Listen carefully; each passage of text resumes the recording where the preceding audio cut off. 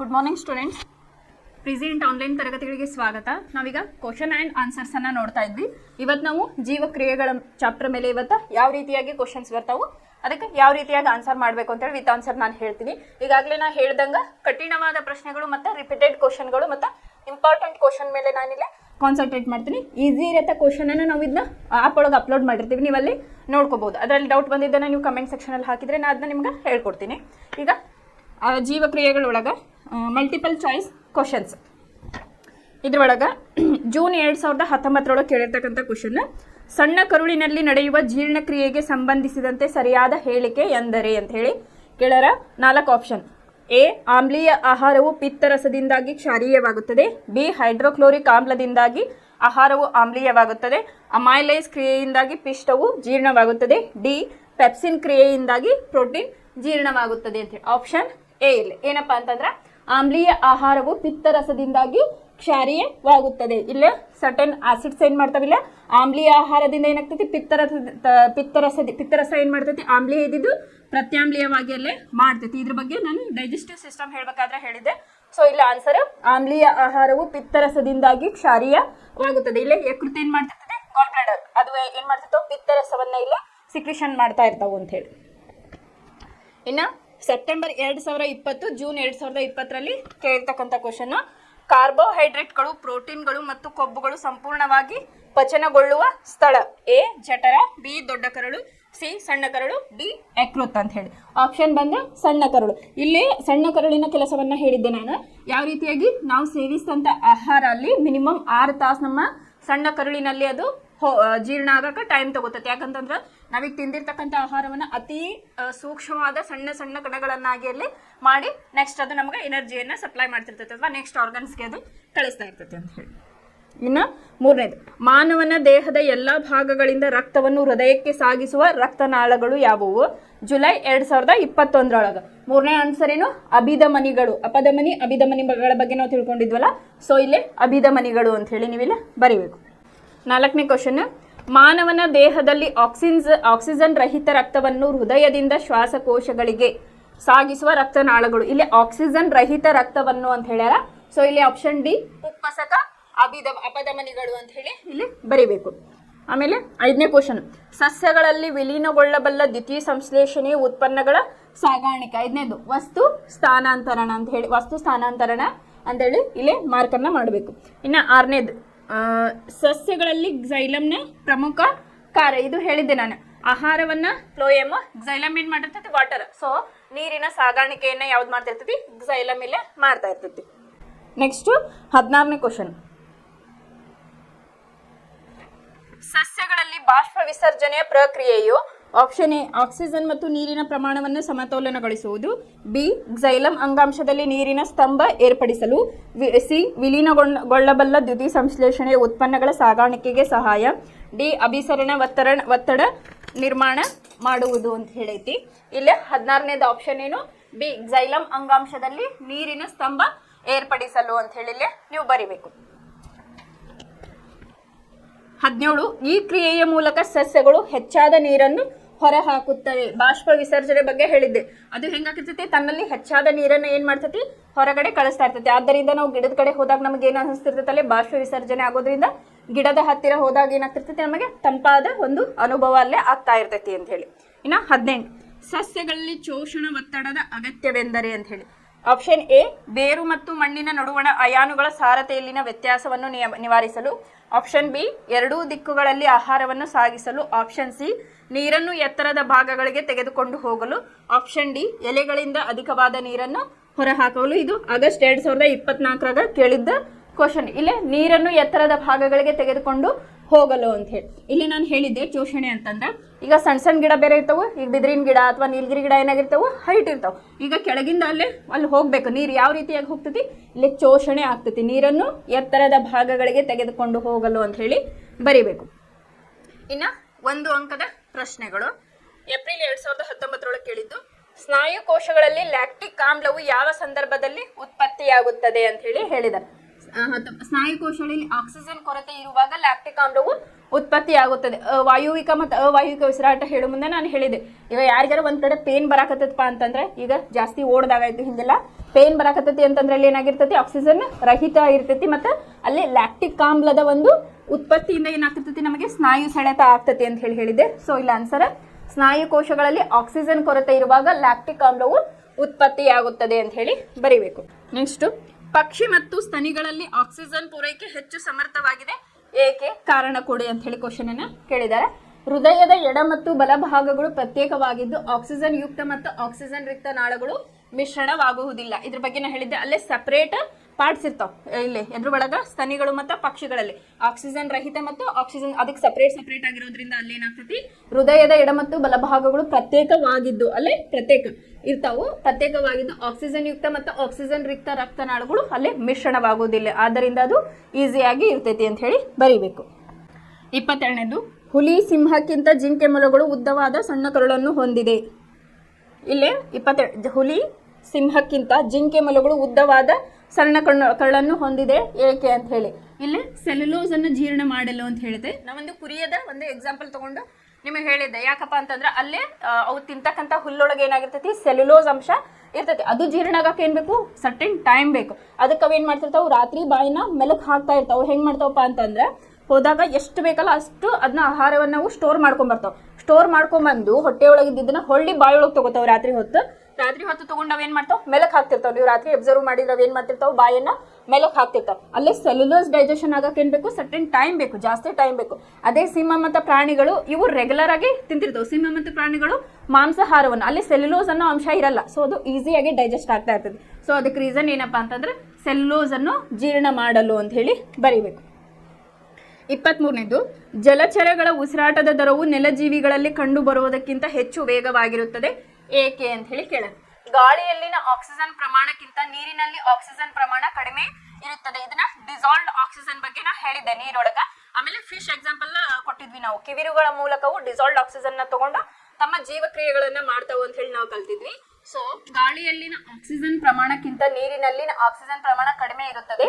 ಆದ್ದರಿಂದ ಹೆಚ್ಚು ಆಕ್ಸಿಜನ್ ಪಡೆಯಲು ಜಲಚರ ಜೀವಿಗಳು ವೇಗವಾಗಿ ಉಸಿರಾಡುತ್ತವೆ ಅಂತ ಹೇಳಿ. ಈಗ ನಾವು ಹೆಂಗ್ ಮಾಡ್ತಿರ್ತೀವಿ, 1 ನಿಮಿಷಕ್ಕೆ 10-12 ಸಲ ಈ ರೀತಿಯಾಗಿ ಉಸಿರಾಟವನ್ನ ಮಾಡ್ತಿರ್ತೇವೆ. ಹಂಗ್ ಮಾಡಲ್ಲ, ಅವು ಜಾಸ್ತಿ ಉಸಿರಾಟವನ್ನ ಮಾಡ್ತಿರ್ತೇವೆ. ಯಾಕಂದ್ರೆ ಅಲ್ಲಿ ಆಕ್ಸಿಜನ್ ಇರೋದ ಕಮ್ಮಿ, ಅದು ಡಿಸಾಲ್ವ್ಡ್ ಆಕ್ಸಿಜನ್ ಇರ್ತೈತಿ. ಸೊ ಹಾಗಾಗಿ ಇದು ಆನ್ಸರ್ ಅನ್ನ ನೀವು ಬರೀಬೇಕು. ಇನ್ನು 32ನೇ ಕ್ವಶನ್, ಸಸ್ಯಗಳಲ್ಲಿ ಫ್ಲೋಯಂ ಅಂಗಾಂಶಗಳಲ್ಲಿ ಅಭಿಸರಣ ಒತ್ತಡವು ವಸ್ತುಗಳ ಸಾಗಾಣಿಕೆಯಲ್ಲಿ ಸಹಾಯಕಾರಿಯಾಗಿದೆ, ಏಕೆ? ನಿಮ್ಮ ಉತ್ತರವನ್ನು ಪುಷ್ಟೀಕರಿಸಿ ಅಂತ ಹೇಳಿ ಕೇಳರ. 32 ಆನ್ಸರ್. ಅಭಿಸರಣ ಒತ್ತಡವು ಸಸ್ಯಗಳಲ್ಲಿ ಫ್ಲೋಯಂನಿಂದ ವಸ್ತುಗಳು ಕಡಿಮೆ ಒತ್ತಡವಿರುವ ಅಂಗಾಂಶಗಳಿಗೆ ಚಲಿಸುವಂತೆ ಮಾಡಿ ಆಹಾರದ ಸಾಗಾಣಿಕೆಯಲ್ಲಿ ನಡೆಯುತ್ತದೆ ಅಂತ ಹೇಳಿ ಬರೀಬೇಕು. ಜೈಲಮ್ ಮತ್ತು ಫ್ಲೋಯಂ ಬಗ್ಗೆ ಹೇಳುವಾಗ ಇದ್ರ ಬಗ್ಗೆ ಇನ್ ಡೀಟೇಲ್ ಆಗಿ ಕಲ್ತಿದ್ವಿ. ಸೊ ಇದನ್ನ ಆನ್ಸರ್ ಬರೀಬೇಕು. ಉಸಿರಾಟದ ಸಂದರ್ಭದಲ್ಲಿ ಕ್ವಶನ್ ನಂಬರ್ 33, ಉಸಿರಾಟದ ಸಂದರ್ಭದಲ್ಲಿ ಆಕ್ಸಿಜನ್ ಹೀರಿಕೊಳ್ಳಲು ಮತ್ತು ಕಾರ್ಬನ್ ಡೈಆಕ್ಸೈಡ್ ಅನ್ನು ಬಿಡುಗಡೆ ಮಾಡಲು ಸಾಕಷ್ಟು ಸಮಯವಿರುತ್ತದೆ, ಈ ಹೇಳಿಕೆಯನ್ನು ಸಮರ್ಥಿಸಿ ಅಂತ ಹೇಳಿ ಹೇಳಿದ. ಉಸಿರಾಟದ ಚಕ್ರದ ಸಮಯದಲ್ಲಿ ಗಾಳಿಯನ್ನು ಒಳೆದು ತೆಗೆದುಕೊಂಡು ಹೊರಬಿಡುವಾಗ ಶ್ವಾಸಕೋಶಗಳು ಯಾವಾಗಲೂ ಸ್ವಲ್ಪ ಪ್ರಮಾಣದ ಗಾಳಿಯನ್ನು ಉಳಿಸಿಕೊಂಡಿರುತ್ತವೆ. ಇದು ಒಪ್ಪೆ ಆಗಿರ್ಬೋದು, ಅದು ಶ್ವಾಸಕೋಶದ ಒಂದು ವ್ಯೂಹದ ಬಗ್ಗೆ ನಾವು ಹೇಳಿದ್ದೆ ಇದ್ರ ಬಗ್ಗೆ. ಹಾಗಾಗಿ ಇಲ್ಲಿ ಟೈಮ್ ತಗೊಂಡು ನಾವೇನ್ ಮಾಡ್ತೀವಿ, ಉಸಿರಾಟ ನಮ್ದು ನಿಧಾನ ಇರ್ತೈತಿ. ಜಲಚರ ಜೀವಿಗಳಲ್ಲಿ ಡಿಸಾಲ್ವ್ಡ್ ಆಕ್ಸಿಜನ್ ತಗೋತಿರ್ತಾವ, ಅಲ್ಲಿ ಸ್ಪೀಡ್ ಆಗಿರ್ತೈತಿ ಅಂತ ಹೇಳಿ. ಇಲ್ಲಿ ಟೈಮ್ ಹೋಗೋದ್ರಿಂದ ನಾವೇನ್ ಮಾಡ್ತಿರ್ತೀವಿ, ನಿಧಾನಕ್ಕೆ ಉಸಿರಾಟವನ್ನ ಮಾಡ್ತಿರ್ತೀವಿ. ಜಲಚರ ಜೀವಿಗಳು ಏನ್ ಮಾಡ್ತಿರ್ತಾವ, ಬೇಗ ಬೇಗ ಉಸಿರಾಟವನ್ನ ಇಲ್ಲೇ ಮಾಡ್ತಿರ್ತಾವ ಅಂತ ಹೇಳಿ ನಾವು ಈಗಾಗಲೇ ಇದ್ರ ಬಗ್ಗೆ ಕಲ್ತಿದ್ವಿ. 36ನೇದ್ದು, ಮಾನವನು ಗರಿಕೆಯಂತಹ ಹುಲ್ಲನ್ನು ತಿಂದು ಜೀರ್ಣಿಸಿಕೊಳ್ಳಲಾರ, ಏಕೆ? ಇದು ಒಂದು ಟ್ವಿಸ್ಟೆಡ್ ಕ್ವಶನ್ ಕೇಳ್ಯಾರ. ಏಕೆಂದರೆ ಮಾನವನಲ್ಲಿ ಗರಿಕೆಯನ್ನು ಜೀರ್ಣಿಸಿಕೊಳ್ಳಲು ಅವನಲ್ಲಿ ಸೆಲ್ಯುಲೋಸ್ ಕಿಣ್ವ ಇಲ್ಲ, ಅಥವಾ ಸೆಲ್ಯುಲೋಸ್ ಅನ್ನು ಜೀರ್ಣಿಸುವ ಕಿಣ್ವ ಇಲ್ಲ. ಈಗ ಅವು ಸೆಲ್ಯುಲೋಸ್ ಇರ್ತಾವಂತ, ಕುರಿ ತಿನ್ನೋದ್ರಾಗ ಏನಾಗಿರ್ತೈತಿ, ಆಹಾರದೊಳಗೆ ಸೆಲ್ಯುಲೋಸ್ ಇರ್ತೈತಿ. ಅದನ್ನ ಜೀರ್ಣಕ್ರಿಯೆ ಮಾಡಕ್ಕೆ ಕೆಪಾಸಿಟಿ ಐತಿ. ಬಟ್ ನಮಗೆ ಏನಾಗೈತಪ್ಪ, ನಾವು ಹುಲ್ಲು ತಿನ್ನಕ್ಕಾಗಲ್ಲ. ಯಾಕಂದ್ರೆ ನಮಗೆ ಅದು ಸೆಲ್ಯುಲೋಸ್ ಕಿಣ್ವ ಅಥವಾ ಸೆಲ್ಯುಲೋಸ್ ಅನ್ನ ಜೀರ್ಣ ಮಾಡಕ್ಕೆ ನಮ್ಗೆ ಆಗಲ್ಲ. ಹಾಗಾಗಿ ಈ ರೀತಿಯಾಗಿ ಬರಿಬೇಕೇನು, ಏಕೆಂದರೆ ಮಾನವನಲ್ಲಿ ಗರಿಕೆಯನ್ನು ಜೀರ್ಣಿಸಿಕೊಳ್ಳಲು ಅವನಲ್ಲಿ ಸೆಲ್ಯುಲೋಸ್ ಕಿಣ್ವ ಇಲ್ಲ, ಅಥವಾ ಸೆಲ್ಯುಲೋಸ್ ಅನ್ನು ಜೀರ್ಣಿಸುವ ಕಿಣ್ವ ಇಲ್ಲ ಅಂತ ಹೇಳಿ ಬರಿಬೇಕು. 37ನೇದು, ಬಹುಕೋಶೀಯ ಜೀವಿಗಳ ಆಕ್ಸಿಜನ್ ಅಗತ್ಯತೆ ಪೂರೈಸಲು ವಿಸರಣ ಕ್ರಿಯೆ ಸಾಕಾಗುವುದಿಲ್ಲ, ಏಕೆ? ಬಹುಕೋಶೀಯ ಜೀವಿಗಳಲ್ಲಿ ಎಲ್ಲಾ ಜೀವಕೋಶಗಳು ಸುತ್ತಲಿನ ಪರಿಸರದೊಂದಿಗೆ ಸಂಪರ್ಕದಲ್ಲಿರಲು ಸಾಧ್ಯವಿಲ್ಲ ಆದ್ದರಿಂದ ಅಂತ ಹೇಳಿಲೆ ಬರೀಬೇಕು.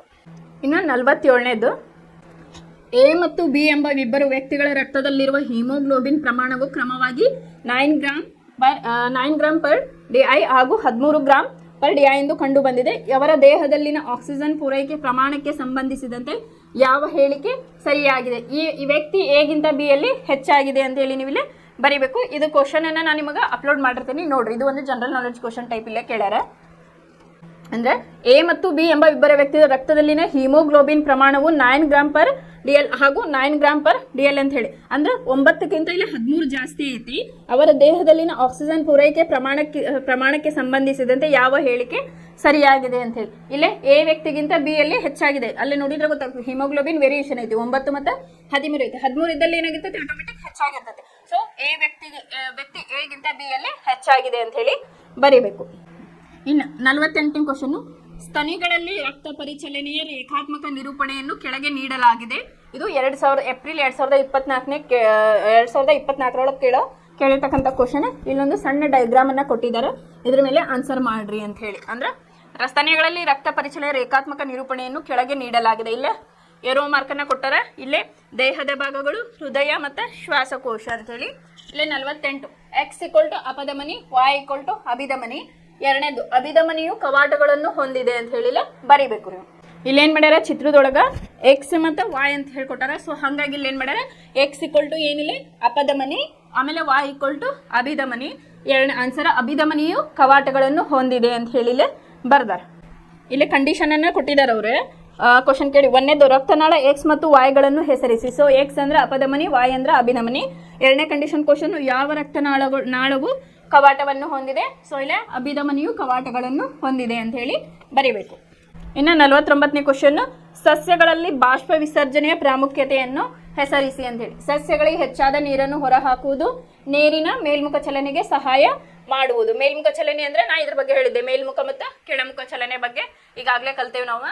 ಇಲ್ಲಿ ಸಸ್ಯಗಳಲ್ಲಿ ಹೆಚ್ಚಾದ ನೀರನ್ನು ಈಗ ಏನಾಗ್ತೈತಿ, ತನ್ನೊಳಗ ಎಕ್ಸಸ್ ನೀರ್ ಇರ್ತಕ್ಕಂಥದ್ದು ಏನ್ ಮಾಡ್ತೈತಿ, ಅಲ್ಲೇ ಸಸ್ಯಗಳು ಹೊರಗಡೆ ಹಾಕ್ತಾ ಇರ್ತಾವೆ. ಆದ್ದರಿಂದ ಏನಾಗ್ತೈತಿ, ಈ ಬಾಷ್ಪ ವಿಸರ್ಜನೆ ಕೆಲಸ ಏನಪ್ಪಾ ಅಂತಂದ್ರೆ ಸಸ್ಯದಲ್ಲಿ ಹೆಚ್ಚಾದ ನೀರನ್ನ ಹೊರ ಹಾಕುವುದು ಮತ್ತು ನೀರಿನ ಮೇಲ್ಮುಖ ಚಲನೆಗೆ ಇದು ಸಹಾಯವನ್ನ ಮಾಡುತ್ತದೆ ಅಂತ ಹೇಳಿ ಬರಿಬೇಕು.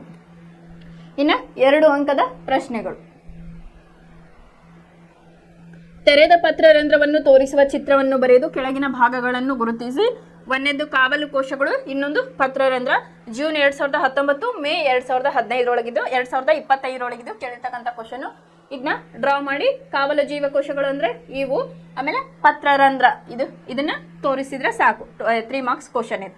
ಡಯಾಗ್ರಾಮ್ ಅನ್ನ ಬರೋದು, ಅದನ್ನ ಲೇಬಲ್ ಅವ್ರು ಹೇಳಿರ್ತಕ್ಕಂಥ ಪಾರ್ಟ್ಸ್ ಅನ್ನ ನೀವಲ್ಲಿ ಮಾರ್ಕನ್ನ ಮಾಡಬೇಕು. ಇಲ್ಲಿ 51ನೇ ಕ್ವಶನ್, ಎಕ್ಸ್ ಮತ್ತು ವೈ ಪ್ರಾಣಿಗಳ ಸಣ್ಣ ಕರುಳಿನ ಅಂದಾಜು ಉದ್ದಗಳನ್ನು ಕೋಷ್ಟಕದಲ್ಲಿ ನೀಡಲಾಗಿದೆ, ಅದನ್ನು ಗಮನಿಸಿ ಮತ್ತು ಪ್ರಶ್ನೆಗಳಿಗೆ ಉತ್ತರಿಸಿ ಅಂತ ಹೇಳಿ ಕೇಳ್ಯಾರ. ಕೋಷ್ಟಕದಲ್ಲಿರುವ ಸಸ್ಯಾಹಾರಿ ಮತ್ತು ಮಾಂಸಾಹಾರಿ ಪ್ರಾಣಿಗಳನ್ನು ಗುರುತಿಸಿ ಮತ್ತು ನಿಮ್ಮ ತೀರ್ಮಾನಗಳನ್ನು ವೈಜ್ಞಾನಿಕ ಕಾರಣಗಳೊಂದಿಗೆ ಪುಷ್ಟೀಕರಿಸಿ ಅಂತ ಹೇಳ್ಯಾರ. ಇಲ್ಲಿ ಒಂದು ಕೋಷ್ಟಕವನ್ನ ಕೊಟ್ಟಾರ. ಪ್ರಾಣಿಗಳು ಎಕ್ಸ್ ಅಂಡ್ ವೈ, ಮೇಲ್ಗಡೆ ಎಕ್ಸ್ ಕೆಳಗಡೆ ವೈ. ಎಕ್ಸ್ ಅಂದ್ರೆ 20 ರಿಂದ 40 ಅಡಿಗಳು ಉದ್ದ ಇರ್ತತಿ ಅಂತ ಕೊಟ್ಟಾರ. ವೈದು 5 ರಿಂದ 8 ಅಡಿಗಳು ಅಂತ ಹೇಳಿ ಕೊಟ್ಟಾರ. ಪ್ರಾಣಿ ಎಕ್ಸ್ ಅಂತಂದ್ರೆ ಇಲ್ಲಿ ಲೆಂತ್ ಎಷ್ಟು ಕೊಟ್ಟಾರ, 20 ರಿಂದ 40 ಅಡಿಗಳು ಅಂದ್ರೆ ಏನಾಯ್ತು ಇಲ್ಲಿ ಸಸ್ಯಾಹಾರಿ ಪ್ರಾಣಿಗಳು. ಪ್ರಾಣಿ ವಾಯ್ ಅಂತಂದ್ರೆ ಮಾಂಸಾಹಾರಿ ಪ್ರಾಣಿಗಳು. ಈ ಸಣ್ಣ ಕರುಳಿನ ಉದ್ದ ಸಸ್ಯಾಹಾರಿ ಜೀವಕೋಶಗಳಲ್ಲಿ ಉದ್ದ ಇರ್ತೈತಿ, ಆಮೇಲೆ ಮಾಂಸಾಹಾರಿಗಳಲ್ಲಿ ಕಡಿಮೆ ಇರ್ತೈತಿ ಅಂತ ಈಗಾಗಲೇ ನಮ್ಗೆ ಗೊತ್ತಿರೋದು. ಸೊ ಜಾಸ್ತಿ ಉದ್ದ ಇರೋದು ಪ್ರಾಣಿ ಎಕ್ಸ್ ಸಸ್ಯಾಹಾರಿ ಪ್ರಾಣಿ, ವಾಯ್ ಮಾಂಸಾಹಾರಿ ಪ್ರಾಣಿ. ಸಸ್ಯಾಹಾರಿ ಪ್ರಾಣಿಗಳಲ್ಲಿನ ಸಣ್ಣ ಕರುಳಿನ ಉದ್ದವು ಮಾಂಸಾಹಾರಿ ಪ್ರಾಣಿಗಳಲ್ಲಿರುವುದಕ್ಕಿಂತ ಹೆಚ್ಚು ಉದ್ದವಾಗಿರುತ್ತದೆ. ಇದು ರೀಸನ್ ಈಗ ಆಲ್ರೆಡಿ ಹೇಳಿದ್ದೀನಿ ನಾನು. 52ನೇ ಕ್ವಶನ್, ಚಪಾತಿಯನ್ನು ನಿಧಾನವಾಗಿ ಜಗಿದು ತಿಂದಾಗ ಸಿಹಿಯಾಗಿ ರುಚಿಸುತ್ತದೆ ಏಕೆ? ಒಂದ್ ರೀತಿ ಕಾಂಪ್ಲಿಕೇಟೆಡ್ ಕ್ವಶನ್ ಏನೇ ಇಲ್ಲೇ ಕೇಳಿದ್ದಾರೆ. ಚಪಾತಿಯನ್ನು ಜಗಿಯುವಾಗ ಬಿಡುಗಡೆಯಾಗುವ ಲಾಲಾರಸದಲ್ಲಿ ಅಮೈಲೇಸ್ ಕಿಣ್ವ ಇರುತ್ತದೆ. ಈ ಕಿಣ್ವವು ಚಪಾತಿಯಲ್ಲಿನ ಪಿಷ್ಟವನ್ನು ವಿಭಜಿಸಿ ಸರಳ ಸಕ್ಕರೆಯಾಗಿ ಪರಿವರ್ತಿಸುತ್ತದೆ ಅಂತ ಹೇಳಿ. ಇಲ್ಲಿ ನಮ್ಮ ನಾಲಿಗೆ ಒಳಗೆ ಏನಾಗಿರ್ತೈತಿ, ಲಾಲಾರಸ ಇರ್ತೈತಿ. ಲಾಲಾರಸ ಒಳಗೆ ಯಾವ ಎಂಜೈಮ್ ಇರ್ತೈತಿ, ಅಮೈಲೇಸ್ ಎಂಜೈಮ್. ಚಪಾತಿ ಅಂತಲ್ಲ, ನೀವು ಯಾವುದೇ ಒಂದು ಫುಡ್ ತಿಂದಾಗ ಅದು ರುಚಿ ಗೊತ್ತಾಗ್ಬೇಕು. ಈಗ ರೊಟ್ಟಿ ತಿಂದಾಗಾಯ್ತು, ಅಲ್ಲಿ ಏನಾಗ್ತೈತಿ ರುಚಿ ಗೊತ್ತಾಗಬೇಕು. ಈಗ ನೋಡಿದ ಕೂಡಲೇ ಇದು ಫುಡ್ ರುಚಿ ಐತೆ ಅಂತ ಹೇಳಿ ನಮ್ಗೆ ಗೊತ್ತಾಗಲ್ಲ. ಒಂದೇ ಕಾನ್ಸೆಪ್ಟ್ ಇರ್ತೈತಿ, ಹಿಂಗ್ ಇರ್ತೈತಿ ಅಂತ ಹೇಳಿ. ಬಟ್ ಅದ್ರ ರುಚಿ ನಾವು ಸವಿದಾಗ ಗೊತ್ತಾಗ್ತೈತಿ. ಅವಾಗ ಏನಾಗ್ತೈತಿ, ಈ ಪಿಷ್ಟವನ್ನ ತಿಂದಿರ್ತಕ್ಕಂಥ ಪಿಷ್ಟವನ್ನ ಅದು ಗ್ಲೂಕೋಸ್ ಆಗಿ ಸಕ್ಕರೆಯಾಗಿ ಮಾಡೋದು ಯಾವ್ದಪ್ಪ ಅಂತಂದ್ರೆ ಈ ಲಾಲಾರಸದೊಳಗಿರ್ತಕ್ಕಂಥ ಅಮೈಲೇಸ್ ಎಂಜೈಮ್ ಅಂತ ಹೇಳಿ ಬರಿಬೇಕು. ಏನ್ ಬರಿಬೇಕು? ಚಪಾತಿಯನ್ನು ಜಗಿಯುವಾಗ ಬಿಡುಗಡೆಯಾಗುವ ಲಾಲಾರಸದಲ್ಲಿ ಅಮೈಲೇಸ್ ಕಿಣ್ವ ಇರುತ್ತದೆ. ಈ ಕಿಣ್ವವು ಚಪಾತಿಯಲ್ಲಿರುವ ಪಿಷ್ಟವನ್ನು ವಿಭಜಿಸಿ ಸರಳ ಸಕ್ಕರೆಯಾಗಿ ಪರಿವರ್ತನೆಯನ್ನ ಮಾಡುತ್ತದೆ ಅಂತ ಹೇಳಿ ಬರಿಬೇಕು. ಇನ್ನು 53ನೇ ಕ್ವಶನ್, ಕಾರಣ ಕೊಡಿ ಅಂತ ಹೇಳಿ ಕೇಳಾರ. ಎ, ಮಾನವನ ಹೃದಯದ ಹೃತ್ಕುಕ್ಷಿಗಳು ದಪ್ಪ ಭಿತ್ತಿಯನ್ನು ಹೊಂದಿವೆ. ಬಿ, ಸ್ತನಿಗಳು ಮತ್ತು ಪಕ್ಷಿಗಳಲ್ಲಿ ಆಕ್ಸಿಜನ್ ಯುಕ್ತ ಮತ್ತು ಆಕ್ಸಿಜನ್ ರಿಕ್ತ ರಕ್ತವನ್ನು ಪ್ರತ್ಯೇಕಿಸುವುದು ಅವಶ್ಯಕ, ಏಕೆ ಅಂತ ಹೇಳಿ ಕೇಳಾರೆ. ಕಾರಣ ಕೊಡಿ. ಎ, ಮಾನವನ ಹೃತ್ಕುಕ್ಷಿಗಳು ರಕ್ತವನ್ನು ಹಲವಾರು ಅಂಗಗಳಿಗೆ ಪಂಪ್ ಮಾಡಬೇಕಾಗಿರುವುದರಿಂದ. ಅಂತಂದ್ರೆ ಹೃತ್ಕುಕ್ಷಿಗಳ ಬಗ್ಗೆ ಹೇಳಿದೆ, ಅದರ ಭಿತ್ತಿ ಏನಾಗಿರ್ತೈತಿ? ತುಂಬಾ ದಪ್ಪವಾಗಿರ್ತೈತಿ. ಅದು ಏನ್ ಮಾಡ್ಬೇಕು? ಬ್ಲಡ್ ಅನ್ನ ಪಂಪ್ ಮಾಡ್ಬೇಕು ಸರ್ಟೆನ್ ಪ್ರೆಷರ್ ಒಳಗೆ. ಅದು ಮಾಡ್ಬೇಕಾದ್ರೆ ಬಹಳ ಪ್ರೆಷರ್ ಇಂದ ಅದು ಪಂಪ್ ಅನ್ನ ಮಾಡ್ತಿರ್ತಿ. ಬಿಕಾಸ್ ಅದೇನು ಎಲ್ಲ ಆರ್ಗನ್ಸ್ಗೆ, ಎಲ್ಲ ಅಂಗಾಂಶಗಳಿಗೆ ನಮಗೆ ರಕ್ತವನ್ನ ಅದು ಪೂರೈಕೆಯನ್ನ ಮಾಡಬೇಕು. ಸೊ ಹಂಗಾಗಿ ಅದು ಅಷ್ಟು ಕೆಲಸ ಮಾಡ್ಬೇಕಂತಂದ್ರೆ ಏನು, ಅದರದ್ದು ಭಿತ್ತಿ ಹೊರಪದರ ಏನಾಗಿರ್ಬೇಕಪ್ಪ ಅಂತಂದ್ರೆ ಅದು ಸರಿಯಾಗಿ ಗಟ್ಟಿಯಾಗಿ ಇರಬೇಕು ಮತ್ತು ದಪ್ಪವಾಗಿರಬೇಕು. ಸೊ ಹೃತ್ಕುಕ್ಷಿಗಳು ರಕ್ತವನ್ನು ಹಲವಾರು ಅಂಗಗಳಿಗೆ ಪಂಪ್ ಮಾಡಬೇಕಾಗಿರುವುದರಿಂದ. ಇನ್ನು ಬಿ, ಏನ್ ಕ್ವಶನ್? ಸ್ತನಿಗಳು ಮತ್ತು ಪಕ್ಷಿಗಳಲ್ಲಿ ಆಕ್ಸಿಜನ್ ಯುಕ್ತ ಮತ್ತು ಆಕ್ಸಿಜನ್ ಯುಕ್ತ ರಕ್ತವನ್ನು ಪ್ರತ್ಯೇಕಿಸುವುದು ಅವಶ್ಯಕ. ತಮ್ಮ ದೇಹದ ಉಷ್ಣತೆಯನ್ನು ಕಾಪಾಡಿಕೊಳ್ಳಲು ಅಧಿಕ ಶಕ್ತಿಯ ಅವಶ್ಯಕತೆ ಇರುವುದರಿಂದ ಅಂತ ಹೇಳಿ ಬರಿಬೇಕು. ಇದು ಕೂಡ ಏಪ್ರಿಲ್ 2022 ಕೇಳಿರ್ತಕ್ಕಂಥ ಕ್ವಶನ್. ಕೆಳಗೆ ಕೊಟ್ಟಿರುವ ಚಿತ್ರಗಳನ್ನು ಗಮನಿಸಿ. ಎ, ಯಾವ ಚಿತ್ರವು ಅಧಿಕ ಪ್ರಮಾಣದಲ್ಲಿ ಅನಿಲಗಳ ವಿನಿಮಯವಾಗುವುದನ್ನು ಸೂಚಿಸುತ್ತದೆ, ಏಕೆ? ಬಿ, ಎಕ್ಸ್ ಮತ್ತು ವೈ ಭಾಗಗಳನ್ನು ಹೆಸರಿಸಿ ಮತ್ತು ಎಕ್ಸ್ ಭಾಗದ ಕಾರ್ಯವನ್ನ ಹೆಸರಿಸಿ. ಇಲ್ಲೇ ಎರಡು ಚಿತ್ರಗಳನ್ನ ಕೊಟ್ಟಾರ. ಸೊ ಇಲ್ಲೇ ನೀವು ಚಿತ್ರವನ್ನ ಇದನ್ನ ಪೋರ್ಟಲ್ ಒಳಗೆ ಅಥವಾ ಆ್ಯಪ್ ಒಳಗೆ ನೋಡಿದಾಗ ಗೊತ್ತಾಗ್ತದೆ. ಇಲ್ಲೇ ಇದು ಕೊಟ್ಟಾರ, ಪತ್ರರಂಧ್ರ ಇದೈತಲ್ಲ ಟೊಮ್ಯಾಟೊ, ಇದ್ರದ್ದು ಚಿತ್ರವನ್ನ ಕೊಟ್ಟಾರ. ಇದ್ರ ಬಗ್ಗೆ ನಾವು ಕಲ್ತಿದ್ವಿ. ಯಾವ್ದು ಇದು ಕ್ವಶನ್? ತೆರೆದ ಪತ್ರರಂಧ್ರ ಅಂತ ಹೇಳಿ ಈ ಮುಂಚೆ ಓದಿದ್ವಲ್ಲ, ಅದ್ರ ಬಗ್ಗೆನ ಕೇಳ್ಯಾರ. ಇಲ್ಲೇ ಎಷ್ಟನೇದು? 55. ಚಿತ್ರ 1, ತೆರೆದ ಪತ್ರರಂಧ್ರಗಳು ತೆರೆದಿರುವುದರಿಂದ. ಎಕ್ಸ್ ಏನು? ಕಾವಲು ಜೀವಕೋಶ. ವೈ ಪತ್ರರಂಧ್ರ ಅಂತ ಹೇಳಿ. ಇಲ್ಲಿ ತೆರೆದ ಮತ್ತು ಮುಚ್ಚಿದ ಟೊಮ್ಯಾಟೊ ಬಗ್ಗೆ ನಾವು ಇದ್ರ ಬಗ್ಗೆ ಕಲ್ತಿದ್ವಿ. ಸೊ ಇಲ್ಲೇ ಇದ್ರ ಬಗ್ಗೆ ಆಲ್ರೆಡಿ ಗೊತ್ತಿರೋದೈತಿ.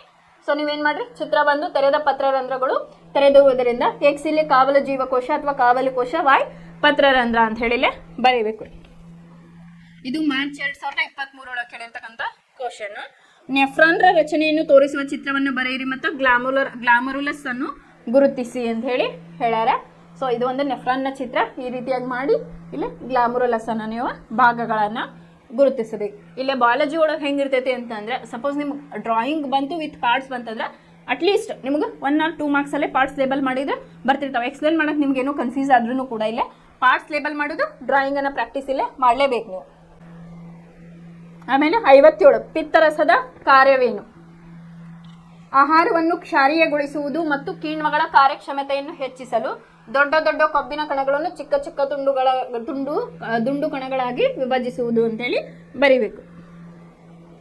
ಇನ್ನು 59ನೇ ಕ್ವಶನ್, ಕಪ್ಪೆಗಳು ಮತ್ತು ಹಲ್ಲಿಗಳ ದೇಹದ ಉಷ್ಣತೆಯು ವಾತಾವರಣದ ಉಷ್ಣತೆಯ ಮೇಲೆ ಅವಲಂಬಿತವಾಗಿರುತ್ತದೆ, ಸಮರ್ಥಿಸಿ ಅಂತ ಹೇಳಿ.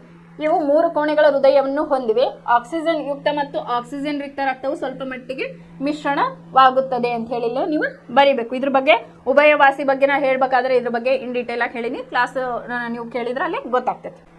ಇನ್ನು 61 ಇಮ್ಮಡಿ ರಕ್ತ ಪರಿಚಲನೆಯ ಮಹತ್ವವನ್ನು ತಿಳಿಸಿ ಅಂತ ಹೇಳಾರ. ಇಮ್ಮಡಿ ಪರಿಚಲನೆಯು ದೇಹದ ಎಲ್ಲ ಭಾಗಗಳಿಗೆ ಸಾಕಷ್ಟು ಆಕ್ಸಿಜನ್ ಯುಕ್ತ ರಕ್ತವನ್ನು ಶೀಘ್ರವಾಗಿ ತಲುಪಲು ಸಹಕರಿಸುತ್ತದೆ. ಇದರಿಂದ ಜೀವಿಗಳು ತಮ್ಮ ಅಧಿಕ ಶಕ್ತಿ ಅಗತ್ಯವನ್ನು ಪೂರೈಸಿಕೊಳ್ಳಬಹುದು. ಸ್ತನಿಗಳಲ್ಲಿ ಮತ್ತು ಪಕ್ಷಿಗಳಲ್ಲಿ ಇಮ್ಮಡಿ ಪರಿಚಲನೆಯ ದೇಹದ ಉಷ್ಣತೆಯನ್ನು ನಿಯಂತ್ರಿಸಲು ಸಹಾಯಕಾರಿಯಾಗಿದೆ ಅಂತ ಹೇಳಿ ಬರೀಬೇಕು. ಇನ್ನು 62, ಒಂದೊಮ್ಮೆ ಮನುಷ್ಯನಲ್ಲಿ ಕಪ್ಪೆಯಲ್ಲಿರುವಂತೆ 3 ಕೋಣೆಗಳ ಹೃದಯವಿದ್ದಿದ್ದರೆ ಮನುಷ್ಯನ ರಕ್ತ ಪರಿಚಲನೆ ಹೇಗೆ ಇರುತ್ತಿತ್ತು ಅಂತಂದ್ರೆ ಸ್ವಲ್ಪ ಟ್ವಿಸ್ಟ್ ಮಾಡ್ಕೊಳ್ಳ. ಈಗ ನಮಗೆ ಗೊತ್ತೈತಿ ನಮ್ಮ ಹೃದಯ 4 ಕೋಣೆಗಳಿಂದ ಆಗುತ್ತೆ. ಸಪೋಸ್ ಇದು 3 ಕೋಣೆಗಳಿಂದ ಮಾಡಲ್ಪಟ್ಟಿದ್ದರೆ ಮನುಷ್ಯನ ರಕ್ತ ಪರಿಚಲನೆ ಹೇಗೆ ಇರುತ್ತಿತ್ತು ಅಂತೇಳಿ. ಶುದ್ಧ ಮತ್ತು ಅಶುದ್ಧ ರಕ್ತಗಳ ಮಿಶ್ರಣವಾಗಿ ರಕ್ತ ಪರಿಚಲನೆ ಅಸಂಪೂರ್ಣವಾಗುತ್ತಿತ್ತು. ಇಮ್ಮಡಿ ರಕ್ತ ಪರಿಚಲನೆ ಕಂಡು ಬರುತ್ತಿರಲಿಲ್ಲ ಅಂತ ಹೇಳಿ ಬರೀಬೇಕು. 63ನೇ ಕ್ವಶನ್, ಕುರಿಯಂತಹ ಸಸ್ಯಾಹಾರಿಗಳಲ್ಲಿ ಉದ್ದನೆಯ ಸಣ್ಣ ಕರುಳಿದ್ದು ಹುಲಿಯಂತ ಜೀವಿಗಳಲ್ಲಿ ಚಿಕ್ಕದಾದ ಸಣ್ಣ ಕರುಳು ಇದೆ. ಈ ವ್ಯತ್ಯಾಸಕ್ಕೆ ಕಾರಣವೇನು ಅಂತ ಹೇಳಿ ಕೇಳಾರ. ಇದನ್ನ ಆಲ್ರೆಡಿ ನಾನು ಭಾಳ ಸಲ ಇದನ್ನ ರಿಪೀಟ್ ಮಾಡೀನಿ.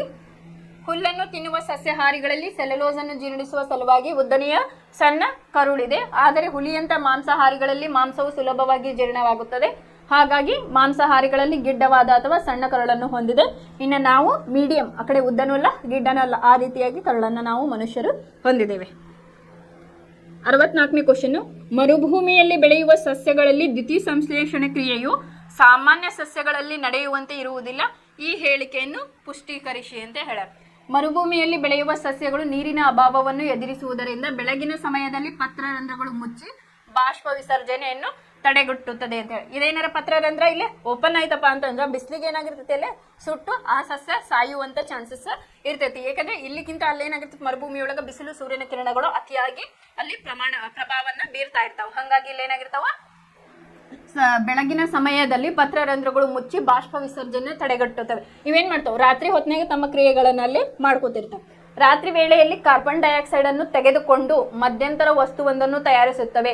ಇದ್ರ ಬಗ್ಗೆ ಹೇಳಿದ್ದೆ. ರಾತ್ರಿ ಅವು ಮಾಡಿದಾಗ ಏನಾಗ್ತದೆ, ತಮ್ಮ ಕ್ರಿಯೆಗಳನ್ನ ಅಲ್ಲೇ ಮಾಡಿದಾಗ ಒಂದು ಮಧ್ಯಂತರ ವಸ್ತು ಅಲ್ಲೇ ಬಿಡುಗಡೆ ಆಗುತ್ತದೆ. ನಂತರ ಹಗಲಿನ ವೇಳೆಯಲ್ಲಿ ಕ್ಲೋರೋಫಿಲ್ ಹೀರಿಕೊಂಡು ಶಕ್ತಿ ವಸ್ತುವಿನ ಮೇಲೆ ವರ್ತಿಸುತ್ತದೆ ಅಂತ ಹೇಳಿ ಹೇಳ್ಯಾರ. ಇನ್ನು 65, ದ್ಯುತಿ ಸಂಶ್ಲೇಷಣೆ ಎಂದರೇನು? ಈ ಕ್ರಿಯೆಯಲ್ಲಿ ಬಿಡುಗಡೆಯಾಗುವ ಸಾವಯವ ಉತ್ಪನ್ನ ಯಾವುದು? ಉತ್ಪನ್ನದ ಕಾರ್ಯವನ್ನು ಬರೆಯಿರಿ ಅಂತ ಹೇಳಿ ಹೇಳ್ಯಾರ. ಹಸಿರು ಸಸ್ಯಗಳು ಇಂಗಾಲದ ಡೈಆಕ್ಸೈಡ್ ಮತ್ತು ನೀರನ್ನು ಉಪಯೋಗಿಸಿಕೊಂಡು ಸೂರ್ಯನ ಬೆಳಕು ಮತ್ತು ಕ್ಲೋರೋಫಿಲ್ನ ಸಹಾಯದಿಂದ ಆಹಾರವನ್ನು ತಯಾರಿಸಿಕೊಳ್ಳುವ ಪ್ರಕ್ರಿಯೆಗೆ ದ್ಯುತಿ ಸಂಶ್ಲೇಷಣೆ ಕ್ರಿಯೆ ಅಂತ ಹೇಳಿ ಕರೀತಾರೆ. ಇದು ಒಂದು ಜನರಲ್, ನಮಗೆ ಮೊದಲಿರ್ತಾನೆ 8th ಕ್ಲಾಸಿಂದನೂ ಇದು ಕಲ್ಕೋತಾನೆ ಬಂದೇವೆ ನಾವು, ಅದನ್ನೇ ಬರೀತೀರಿ. ಇನ್ನು ನೆಕ್ಸ್ಟ್, ಕಾರ್ಬೋಹೈಡ್ರೇಟ್ಗಳು ಮತ್ತು ಗ್ಲೂಕೋಸ್. ಸಸ್ಯಗಳಲ್ಲಿ ಶಕ್ತಿ ಅಗತ್ಯತೆ ಪೂರೈಸಲು ಕಾರ್ಬೋಹೈಡ್ರೇಟ್ಗಳು ಇಲ್ಲಿ ಬಳಸಲ್ಪಡುತ್ತದೆ ಅಂತ ಹೇಳಿ ಬರೀಬೇಕು. ಇನ್ನು 66ನೇ ಕ್ವಶನ್, ದುಗ್ಧರಸವು ದೇಹದ ರೋಗ ನಿರೋಧಕ ವ್ಯವಸ್ಥೆಯನ್ನು ಕಾಪಾಡುವಲ್ಲಿ ಮಹತ್ವದ ಪಾತ್ರವನ್ನು ನಿರ್ವಹಿಸುತ್ತದೆ. ಈ ಹೇಳಿಕೆಯನ್ನು ಸಮರ್ಥಿಸಿ. 2016 ಆವಾಗ ಕೇಳಿರ್ತಕ್ಕಂಥ ಕ್ವಶನ್ನು. ಇಲ್ಲಿ ಪ್ರತಿಕಾಯಗಳನ್ನು ಉತ್ಪಾದಿಸುತ್ತದೆ. ಲಿಂಫೋಸೈಟ್ ಕೋಶಗಳು ಬ್ಯಾಕ್ಟೀರಿಯಾ ಹಾಗೂ ಅನಾವಶ್ಯಕ ವಸ್ತುಗಳನ್ನು ನಿರ್ಮೂಲನೆ ಮಾಡುತ್ತದೆ ಅಂತ ಹೇಳಿ ಬರೀಬೇಕು. ಇದು ಬುಕ್ ಒಳಗೆ ಇನ್ನೂ ಸರಿಯಾಗಿ ಎಕ್ಸ್ಪ್ಲನೇಷನ್ ಐತಿ ದುಗ್ಧ ರಸದ ಬಗ್ಗೆ. ದುಗ್ಧ ನಾಳ ಒಳಗೆ ಯಾವ ರೀತಿಯಾಗಿ ಇದಾಗ್ತೈತಿ ಅಂತ ಹೇಳಿ ಅಲ್ಲಿನೂ ಕೂಡ ನೀವು ಇಲ್ಲಿ ನೋಡ್ಬೋದು. ಇನ್ನು 67, ಅಪಧಮನಿಗಳು ಮತ್ತು ಅಭಿಧಮನಿಗಳ ನಡುವಿನ ವ್ಯತ್ಯಾಸವನ್ನ ಬರೆಯಿರಿ ಅಂತ ಹೇಳಿ ಐತಿ. ಅಪಧಮನಿಗಳು, ಅಭಿಧಮನಿಗಳು. ಹೃದಯದಿಂದ ದೇಹದ ಎಲ್ಲಾ ಭಾಗಗಳಿಗೆ ರಕ್ತವನ್ನ ಇದು ಸಾಗಿಸುತ್ತದೆ. ದೇಹದ ಎಲ್ಲಾ ಭಾಗಗಳಿಂದ ಹೃದಯಕ್ಕೆ ರಕ್ತವನ್ನ ಸಾಗಿಸುತ್ತದೆ. ಇಲ್ಲಿ ನೋಡ್ರಿ, ಹೃದಯದಿಂದ ದೇಹದ ಎಲ್ಲಾ ಭಾಗಗಳಿಗೆ ರಕ್ತವನ್ನ ಸಾಗಿಸುತ್ತದೆ. ದೇಹದ ಎಲ್ಲಾ ಭಾಗಗಳಿಂದ ಹೃದಯಕ್ಕೆ ರಕ್ತವನ್ನ ಸಾಗಿಸುತ್ತದೆ ಅಂತ ಹೇಳಿ ಬರೀಬೇಕು. ಇನ್ನು ಅಪಧಮನಿಗಳು ದಪ್ಪ ಭಿತ್ತಿಯನ್ನು ಹೊಂದಿವೆ, ತೆಳುವಾದ ಭಿತ್ತಿಯನ್ನು ಇವು ಈ ಕಡೆ ಅಭಿಧಮನಿಗಳು ಹೊಂದಿವೆ. ಇವು ಕವಾಟಗಳನ್ನು ಹೊಂದಿಲ್ಲ, ಇದು ಕವಾಟಗಳನ್ನು ಹೊಂದಿದೆ ಅಂತ ಹೇಳಿ ಇವು 3 ಡಿಫ್ರೆನ್ಸ್ ಅನ್ನ ನೀವು ಬರಿಬಹುದು. 68, ನಮ್ಮ ಜಠರದಲ್ಲಿ ಹೈಡ್ರೋಕ್ಲೋರಿಕ್ ಆಮ್ಲದ ಪಾತ್ರವೇನು ಅಂತ ಹೇಳಿ ಕೇಳ್ಯಾರ. ಇಲ್ಲಿ ಪೆಪ್ಸಿನ್ ಕಿಣ್ವದ ಕ್ರಿಯೆಯನ್ನು ಉತ್ತೇಜಿಸಲು ಆಮ್ಲೀಯ ಮಾಧ್ಯಮ ಉಂಟು ಮಾಡುತ್ತದೆ. ಆಹಾರದೊಂದಿಗೆ ಜಠರವನ್ನು ಪ್ರವೇಶಿಸುವ ಸೂಕ್ಷ್ಮಾಣು ಜೀವಿಗಳನ್ನ ಇಲ್ಲಿ ನಾಶಪಡಿಸುತ್ತದೆ. ಇದು ಆಸಿಡ್ ಏನ್ ಮಾಡ್ತೈತಿ, ಇಲ್ಲಿ ಜೀವಿಗಳು ಬ್ಯಾಕ್ಟೀರಿಯಾಗಳು ಏನಿರ್ತಾವಲ್ಲ ಅದನ್ನ ಕೊಂದು ಇಲ್ಲಿ ನಮ್ಗೆ ಏನ್ ಮಾಡ್ತೈತಿ, ಆಹಾರದೊಂದಿಗೆ ಜಠರವನ್ನು ಪ್ರವೇಶಿಸುವ ಸೂಕ್ಷ್ಮ ಜೀವಿಗಳನ್ನು ಇಲ್ಲಿ ನಾಶ ಮಾಡುತ್ತದೆ ಅಂತ ಹೇಳಿ 2 ಪಾಯಿಂಟ್ ಅನ್ನ ನೀವು ಬರೀಬೇಕು. 69ನೇದು, ಮನುಷ್ಯನ ಹೃದಯದ ಛೇದ ನೋಟವನ್ನು ತೋರಿಸುವ ಚಿತ್ರವನ್ನು ಬರೆಯಿರಿ ಮತ್ತು ಎಲ್ಲ ಭಾಗಗಳನ್ನು ಗುರುತಿಸಿರಿ ಅಂತ ಹೇಳಿ. ಇಲ್ಲಿ ಹಾರ್ಟಿನ ಚಿತ್ರ ಬರೆದು ಅದರ ಭಾಗಗಳನ್ನ ಗುರುತಿಸಬೇಕು. ಆಮೇಲೆ ಇದು ರಿಪೀಟೆಡ್ ಕ್ವಶನ್. ಇವು ಡ್ರಾಯಿಂಗ್ಸ್ ಏನಿರ್ತಾವಲ್ಲ ಬರ್ತಿರ್ತಾವೆ. ಈಗ ನೆಫ್ರಾನ್ ಆಗಿರ್ಬೋದು, ಹಾರ್ಟ್ ಆಗಿರ್ಬೋದು, ಮಾನವನ ಜೀರ್ಣಾಂಗ ವಿವಾಹ ಆಗಿರ್ಬೋದು, ಈ ರೀತಿಯಾಗಿ ಪ್ರಾಕ್ಟೀಸ್ ಮಾಡ್ತಾ ಇರಿ ನೀವು ಡ್ರಾಯಿಂಗ್ಸ್ ಅನ್ನ. 70ನೇ ಕ್ವಶನ್, ಮಾನವನ ಸಣ್ಣ ಕರುಳಿನಲ್ಲಿ ನಡೆಯುವ ಜೀರ್ಣಕ್ರಿಯೆಯನ್ನು ವಿವರಿಸಿ. ಏಪ್ರಿಲ್ 2019 ಕೇಳಿರ್ತಕ್ಕಂಥ ಕ್ವಶನ್. ಸಣ್ಣ ಕರುಳು ಆಹಾರದಲ್ಲಿನ ಪ್ರೋಟೀನ್, ಕಾರ್ಬೋಹೈಡ್ರೇಟ್ ಹಾಗೂ ಕೊಬ್ಬುಗಳನ್ನು ಸಂಪೂರ್ಣ ಪಚನಗೊಳ್ಳುವ ಸ್ಥಳವಾಗಿದೆ. ಸಣ್ಣ ಕರುಳು ಇಲ್ಲಿ ಮೇಜರ್ ರೋಲ್ ಅನ್ನು ಪ್ಲೇ ಮಾಡ್ತದೆ ಅಂತ ಹೇಳಿ ನಾವು ಕಲ್ತಿದ್ವಿ. ಕರಳು ರಸದಲ್ಲಿನ ಕಿಣ್ವಗಳು ಪ್ರೋಟೀನ್ಗಳನ್ನು ಅಮೈನೋ ಆಮ್ಲಗಳಾಗಿ, ಕೊಬ್ಬನ್ನು ಕೊಬ್ಬಿನ ಆಮ್ಲಗಳಾಗಿ ಹಾಗೂ ಸಂಕೀರ್ಣ ಕಾರ್ಬೋಹೈಡ್ರೇಟ್ಗಳನ್ನು ಗ್ಲೂಕೋಸ್ ಆಗಿ ಪರಿವರ್ತಿಸುತ್ತದೆ. ವಿಲಯಗಳು ಜೀರ್ಣವಾದ ಆಹಾರವನ್ನು ಹೀರಿ ರಕ್ತಕ್ಕೆ ಸೇರಿಸುತ್ತದೆ ಅಂತ ಹೇಳಿ ಬರೀಬೇಕು. ಅಥವಾ ನಿಮ್ಮ ವೇದಾಗೂ ನೀವಿಲ್ಲ ಆನ್ಸರ್ ಮಾಡೋದು. ನಾವು ಫುಡ್ ಅನ್ನ ಇಂಟೇಕ್ ಮಾಡಿದಾಗ ಸಣ್ಣ ಕರಳು ಆಹಾರದಲ್ಲಿನ ಪ್ರೋಟೀನ್, ಕಾರ್ಬೋಹೈಡ್ರೇಟ್ಗಳು, ಕೊಬ್ಬುಗಳು ಇದು ಸಂಪೂರ್ಣ ಪ್ರಮಾಣದಲ್ಲಿ ಇಲ್ಲಿ ಪಚನಗೊಳ್ಳುತ್ತದೆ. ಮತ್ತು ಇಲ್ಲಿ ಸಣ್ಣ ಕರುಳು ರಸದಲ್ಲಿನ ಕಿಣ್ವಗಳು ಪ್ರೋಟೀನ್ಗಳನ್ನು ಅಮೈನೋ ಆಮ್ಲಗಳಾಗಿ ಪರಿವರ್ತನೆ ಮಾಡುತ್ತದೆ.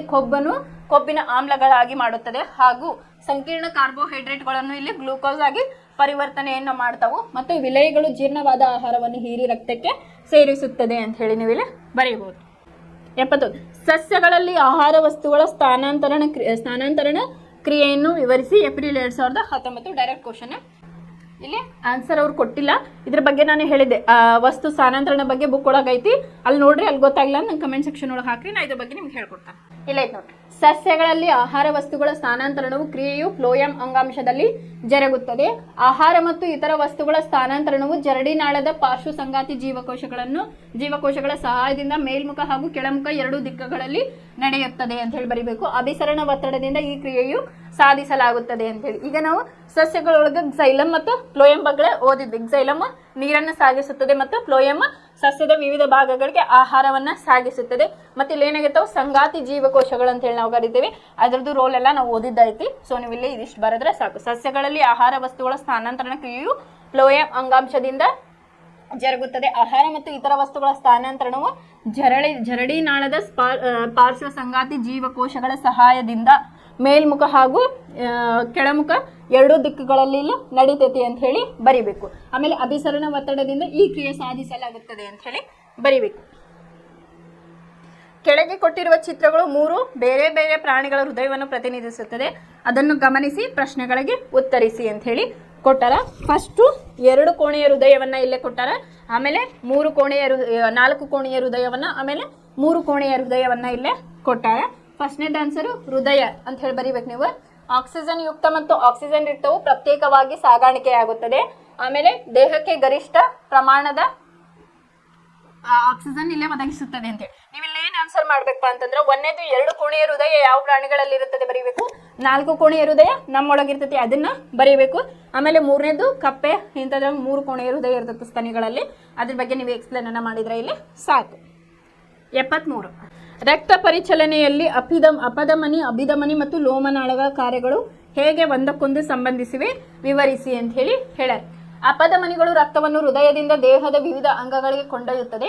ಅಪಧಮನಿಯು ಒಂದು ಅಂಗಾಂಶವನ್ನು ತಲುಪಿದ ನಂತರ ರಕ್ತವನ್ನು ಪ್ರತಿಯೊಂದು ಜೀವಕೋಶದ ಸಂಪರ್ಕಕ್ಕೆ ತರಲು ಸಣ್ಣ ಸಣ್ಣ ನಾಳಗಳಾಗಿ ವಿಭಜಿಸುತ್ತದೆ. ಅತ್ಯಂತ ಸಣ್ಣ ನಾಳಗಳಾದ ಲೋಮನಾಳಗಳ ತೆಳುವಾದ ಭಿತ್ತಿಯ ಮೂಲಕ ರಕ್ತ ಮತ್ತು ಸುತ್ತಲಿನ ಜೀವಕೋಶಗಳ ಮಧ್ಯೆ ವಸ್ತುಗಳ ವಿನಿಮಯ ನಡೆಯುತ್ತದೆ. ನಂತರ ಲೋಮನಾಳಗಳು ಒಟ್ಟಿಗೆ ಸೇರಿ ಅಭಿಧಮನಿಗಳನ್ನು ಉಂಟು ಮಾಡುತ್ತದೆ. ಅಭಿಧಮನಿಗಳು ರಕ್ತವನ್ನು ಅಂಗ ಅಥವಾ ಅಂಗಾಂಶದಿಂದ ಹೊರಗೆ ಸಾಗಿಸುತ್ತದೆ. ಅಭಿಧಮನಿಗಳು ವಿಭಿನ್ನ ಅಂಗಗಳಿಂದ ರಕ್ತವನ್ನು ಸಂಗ್ರಹಿಸಿ ಹೃದಯಕ್ಕೆ ಮರಳಿ ತರುತ್ತದೆ ಅಂತ ಹೇಳಿ ಬರೀಬೇಕು. ರಕ್ತನಾಳಗಳಿಗಿಂತ ಏನಾಗಿರ್ತವೆ, ಲೋಮನಾಳಗಳು ಸಣ್ಣವಾಗಿರ್ತವೆ. ಇದ್ರ ಬಗ್ಗೆ ಫುಲ್ ಕಂಪ್ಲೀಟ್ಲಿ ನಾ ಎಕ್ಸ್ಪ್ಲೇನ್ ಮಾಡಿದ್ದೆ, ಅದನ್ನ ಇಲ್ಲಿ ಅವರು ಹೇಳಿದ್ದಾರೆ. ಯಾವ ರೀತಿಯಾಗಿ ಆಗ್ತದೆ ಪಾಯಿಂಟ್ ವೈಸ್ ನೀವಿಲ್ಲೇ ಬರಿಬೇಕು. 74ನೇ ಕ್ವೆಶ್ಚನ್, ಸಸ್ಯ ಒಂದರದ ಎತ್ತರದ ಭಾಗಗಳಿಗೆ ನೀರಿನ ಸಾಗಾಣಿಕೆ ಹೇಗೆ ನಡೆಯುತ್ತದೆ ವಿವರಿಸಿ ಅಂತೇಳಿ ಹೇಳ್ಯಾರ. ಮಣ್ಣಿನ ಸಂಪರ್ಕದಲ್ಲಿರುವ ಅಥವಾ ಬೇರುಗಳ ಜೀವಕೋಶಗಳು ಸಕ್ರಿಯವಾಗಿ ಅಯಾನುಗಳನ್ನು ಹೀರಿಕೊಳ್ಳುತ್ತದೆ. ಇದು ಬೇರು ಮತ್ತು ಮಣ್ಣಿನ ನಡುವೆ ಅಯಾನುಗಳ ಸಾರತೆಯಲ್ಲಿ ವ್ಯತ್ಯಾಸವನ್ನು ಉಂಟು ಮಾಡುತ್ತದೆ. ಈ ವ್ಯತ್ಯಾಸವನ್ನು ನಿವಾರಿಸಲು ಮಣ್ಣಿನಿಂದ ಬೇರುಗಳಿಗೆ ನೀರು ಚಲಿಸುತ್ತದೆ. ಅಲ್ಲಿ ಬೇರುಗಳು ಜೈಲಂನೊಳಗೆ ನೀರಿನ ಸ್ಥಿರವಾದ ಚಲನೆಯು ನೀರಿನ ಒಂದು ಸ್ತಂಭವನ್ನು ಉಂಟು ಮಾಡಿ ಅದು ನೀರನ್ನು ನಿರಂತರವಾಗಿ ಮೇಲಕ್ಕೆ ತಳ್ಳುತ್ತಿರುತ್ತದೆ ಅಂತ ಹೇಳಿ. ಕ್ಸೈಲಮ್ ಮತ್ತು ಫ್ಲೋಯಮ್. ಕ್ಸೈಲಮ್ ಏನು ಮಾಡ್ತಿರ್ತೈತಿ, ಇಲ್ಲಿ ಒಂದು ತನ್ನದೇ ಆದಂಥ ಚಲನೆಯಲ್ಲಿ ಸಸ್ಯದ ಎಲ್ಲ ಭಾಗಗಳಿಗೆ ಅದು ನೀರನ್ನು ಇಲ್ಲೇ ಪೂರೈಸ್ತಿರ್ತೈತಿ ಅಂತ ಹೇಳಿ.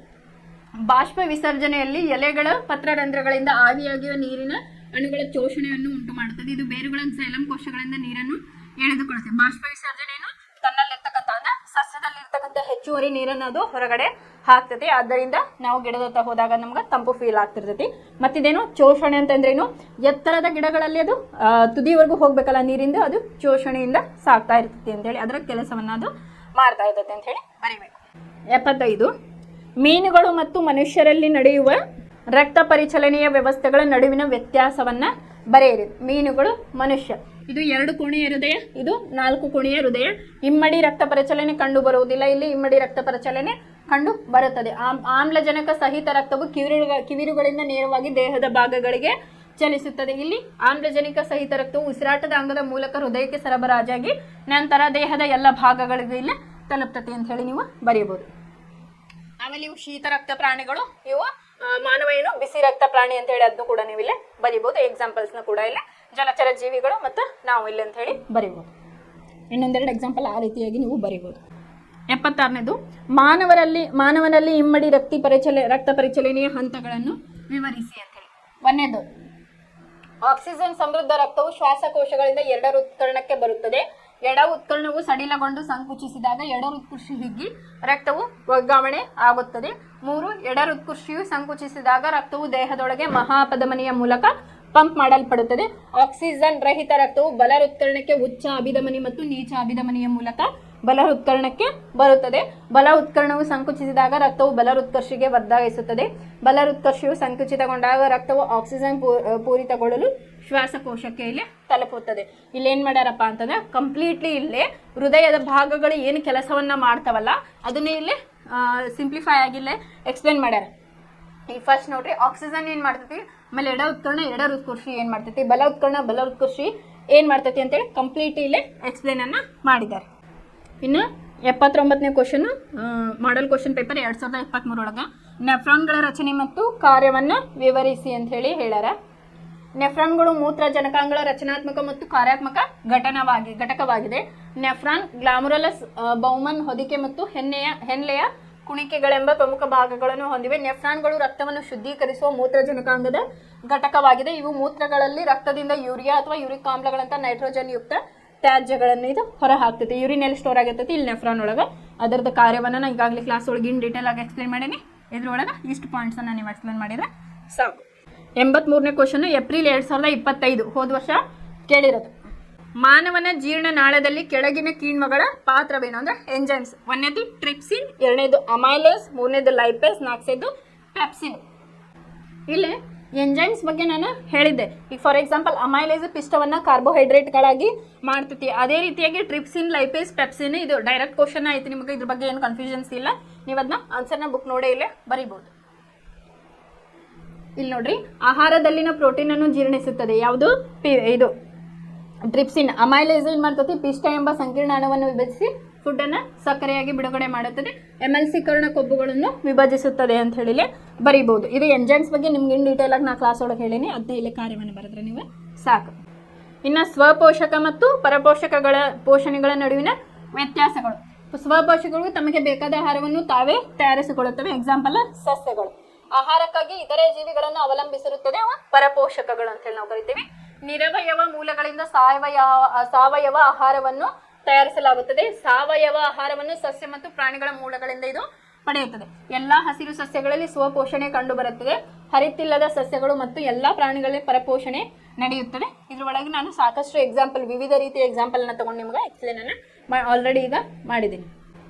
ಇಲ್ಲೇ 87ನೇ ಕ್ವಶನ್.